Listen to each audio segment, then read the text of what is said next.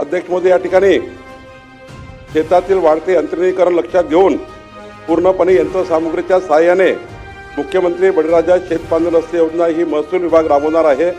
राज्यातील शेतकऱ्यांना शेतातील पीक पेरणी, आंतरमशागत, कापणी तसेच शेतमाल बाजारपेठेत पोहोचवण्यासाठी बारमाही मजबूत रस्ते उपलब्ध करणे हे मुख्यमंत्री बळीराजा शेतपांजर रस्त्याचे उद्दिष्ट आहे। या योजनेअंतर्गत गाव नकाशावर दर्शवलेल्या रस्त्यावरील अतिक्रमणे त्वरित हटवण्यात येणार आहे।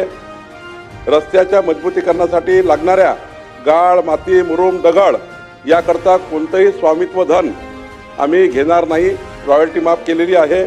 शेतपांजर रस्त्यासाठी लागणारी तातडीची मोजणी आणि पोलीस बंदोबस्त हा माफ करण्यात आलेला आहे। पोलीस बंदोबस्त मोफत आणि मोजणी सुद्धा मोफत या ठिकाणी करण्यात येणार आहे। या योजनेसाठी स्वतंत्र लेखाशीर्ष महसूल खातं उघडणार आहे।